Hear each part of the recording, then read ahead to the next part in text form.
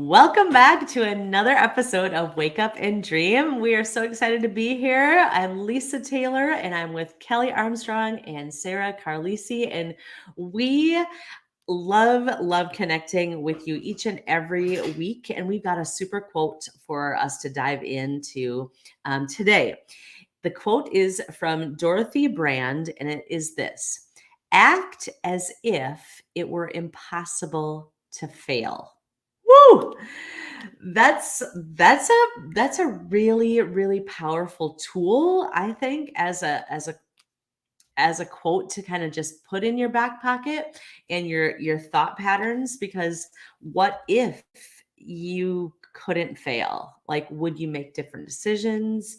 Would you take risks that maybe you aren't?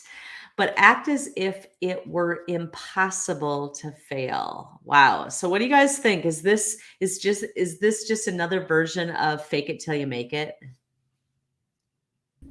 Ew, I love this one. This is so good. I was so excited we chose this one because there are so many versions of this, like you were saying, fake it till you make it, which we hear a lot. But I think act as if it were impossible to fail, whether it's, a career goal or being a mom, or I can also think back into my high school days of sports. Like I had this sort of mantra or idea in my brain every single time. Like each time we went into a match, whether it was volleyball or tennis, for me, I just had this like, I'm going to win. And I think as we get older, like we kind of forget because there's all these like more responsibilities and fears that creep in, and we do fail at times. But then there's a way of thinking about failure too, because if you're not failing, you're not learning. But it's going through life and like motherhood or being a wife or, career goals. I think, Lisa, you said it right. Like, would you make different decisions? Would you keep going and not quit if you knew it was impossible to fail? I think is such a huge mind shift because you show up differently. Like instead of being, like just slouching and your posture is different and your confidence, in your daily routine, or like, I'm going to hit this. I'm going to hit this career goal. I'm going to be a better mom than I was yesterday. Like just having that feeling and that reminder that just I don't know where I'm trying to go with this, but that acting like it because we can, because we're Right? already acting like we can fail and that we can't reach our goals. So what's the difference of switching that into a positive thing and say, I can do this. I got this. Exactly. Sara, I would love to hear your take on it, because you have stepped out of your comfort zone in changing careers, like all of that. That comes to my mind for you with this quote. Yeah, I have this little card. So the way that we got this quote today, guys, I have a friend of mine for my birthday gave me like a little thing of all these quote cards. It was perfect birthday gift. And we just opened it up. So I'm just like sitting here with the card in my hand as listening to Kelly reflect and just thinking, because I feel like there's so many different directions that I can take with this particular quote. But in all of the different things that have come up in the last year, especially for me, I think that Lisa, you nailed it when you said, would it make you make different decisions having this type of mindset? And 1000%, yes. Like if you are just expecting all of this goodness to follow, your decisions are going to be different. On the flip side, if you're expecting to fail, that's not a very good expectation. Your decisions are going to be much more cautious because you're going to be protecting this, potential failure, or protecting yourself from this potential failure. Whereas if you're acting as though it were impossible to fail, your decisions are going to be full force, full steam ahead to these bold decisions that you otherwise would not have had that same, ability to make because you would be too scared to. So yeah, within my job, I definitely see that being something that comes up for me. And also something that's still kind of, I'm still working through is the investment property that we just invested in over the summer. We're not live yet. And we've been working to like fix things and do things. And then a hole in the wall, we have to paint the wall. And then the bed frame is broken. We got to fix that. And there's just been things that are coming up one after another. And it's like, it's hard. It's hard. This is a, money pit, as they call it at this point, but we know that there's this potential and like future for getting some revenue from it. And just, I am operating under the assumption that yes, we need to do all of these changes. Yes, this will work. It's not going to fail. It's going to be amazing. And you know what? Maybe we don't have the revenue right now in September and October that we wanted, but that's okay. We have all summer. We have years. It doesn't matter. Who cares? Right. If Sarah, it it's wasn't? having that mindset of not being scared that it's, the money pit, which, whatever on that, right? But this is an investment. So you have put your time and your effort and your money into it. And it will work because your mindset says it will, because you're making And I'm choices. acting as though it's impossible to fail. Yes. It really, and you're not it's going to work. Yep. You're not You know- allowing yourself to go Exactly. there, that it's going to fail. Yes. I was thinking about how that mindset of having, just believing at your core that it is impossible to fail, it's someone that has vision, right? It's because if your vision is full of fear, it's very small. Like you don't have a big vision because you're protecting, and it's like you're protecting every little thing that you have in this little tiny circle that's not very big.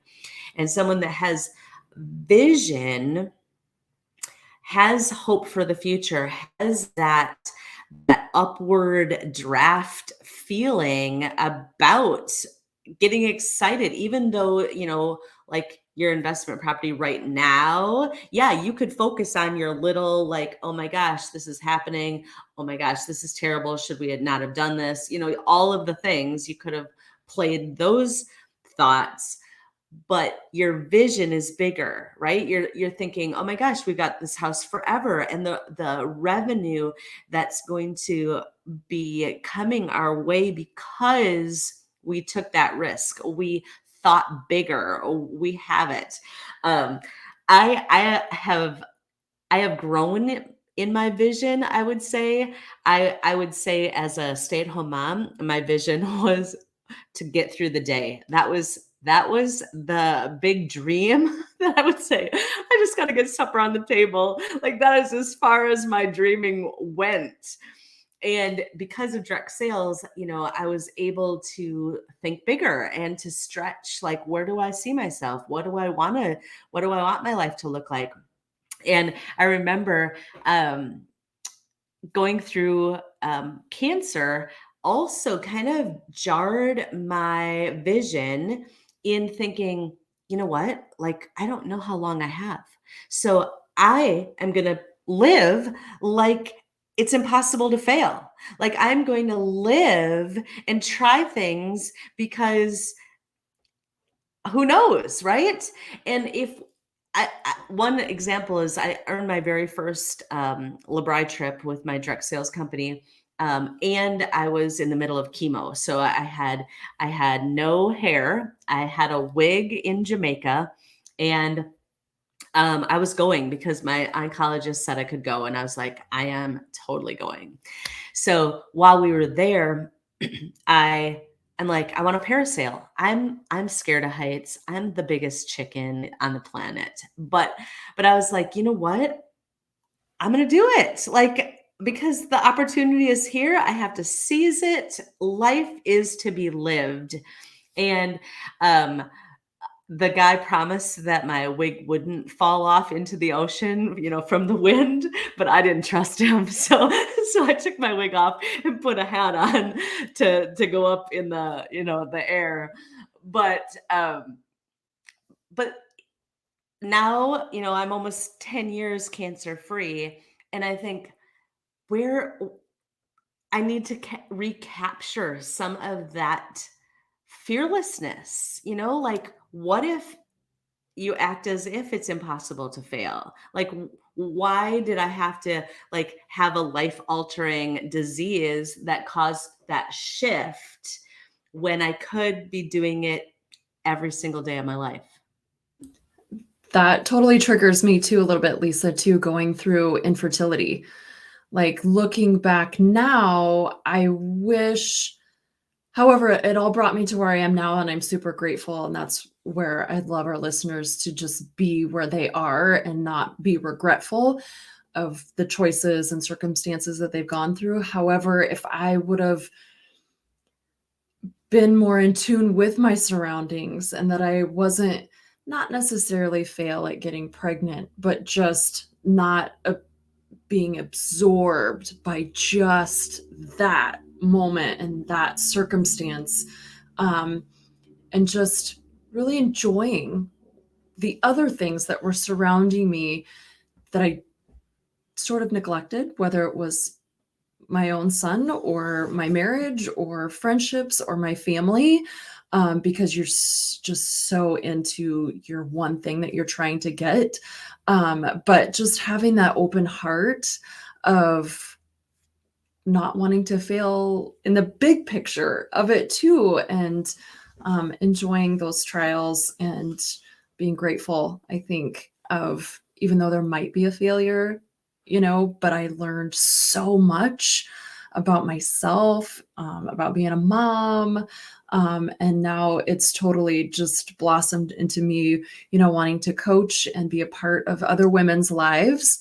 That's where I think, using your trials and tribulations, that anything's possible, right? I mean, and that's where I feel like now anything is possible in helping and inspiring other women. And really, is a failure a failure? Like it's the spin that we put on it, because really there Who aren't defines the failures. failure? Yeah, who defines that Exactly. failure? It's all up here, right? It's all in your It's head. all learning about what you've gone through. And I guess that's kind of where I was going about. If I looked back, I would have done it a little different, but that's the learning process. And, moving forward and becoming a better version of her, of who I want to be. And whether it's career driven or a wife or a mom, like showing up as her every day with all things are possible. This also reminds me of, I don't know if either of you know of the book, the children's book, Jonathan James and the What If Monster. Do you know that book? Oh, I have not heard of that Oh one. my goodness. It's the one that Ooh. we refer to often, and I'm obsessed with it. And Wow. basically this boy goes through all of these different scenarios of like, what if I go off the high dive and they laugh at me? What if I go to the park and this happens? What if I go here and this, and it's all these scenarios. It's been since the summer since I've read it, so I don't remember all the specific scenarios. And there's this what if monster kind of saying, well, what if you get laughed at? What if you fall? What if you're not good? And it's going through all of these things, taking the worst side of it. And then in the latter half of the book, Jonathan James, the boy, steps up to this what if monster that is this voice in his head, that is this, noisy roommate in his head, and says, but what if I go off the high dive and I make a really big splash and everybody claps? And what if I go to the park and play with all my friends and have a great time? And what if I play baseball and I, whatever the scenarios are, and he runs through the opposite of those scenarios. And it's really like, I feel like I always relate things back to like my kids and the experiences that I'm like, living with through them, with anxiety and these feelings that come up. But I feel like this quote is something that aligns so closely for that. Like Jonathan James was acting that as though this what if monster doesn't even exist. Those options are not even there, because what if everything just goes exactly as you want it to go? Imagine that. Have that drive your decisions. Have that drive all of the thoughts that are kind of in your head, is acting as though it were impossible to fail. Act as though you're going to crush it off that high dive. It's so cool. Right? As you're talking about it, I'm like, oh my God, I have to go find that book and read it to my kids today. So that's definitely inspiring me to dust it off. And we will put it in the show notes so that our listeners Such a can cute definitely read. go and grab one, because that sounds amazingly empowering, right? For our kids, but also there's so much truth for us as adults and moms as well in those children's books. Love it. Love it. Love it. I cannot wait Wow. to read that, because I think it's just something you can, like you said, Lisa, the adults can dive into and really like take something from that, because there's so much, especially with us all, entrepreneurs as well, or, just like, well, what if you do help 100 women change their mindset? Like, what if you help 100 women earn a 5-figure business? What if it actually works? And it goes back to that other quote of, what is that? Oh, darling, what if I fall? But oh, darling, what if you fly? Like, it is like, don't even think about the negative or the impossible, because anything is possible. And I know it sounds kind of cliche, but if you put your mind to it, I didn't really understand that until in the last year, of that mindset is so important, and that you have complete control over your thoughts and your energy, whether you're putting it out or receiving it from the outside world. Like, you have complete control over your thinking and your thoughts, and how that can affect your decisions, and the amount of fear that you allow in your heart and in your future of the decisions that you make. Yeah, and just on this book, and why I definitely think it's a good idea, Lisa, to add it to the show notes. It's something that my kids actually bring up in certain situations too. So I think that the fact that the story is so relevant, and it brings to life these thoughts and these feelings that they have that they can't necessarily find the words to describe.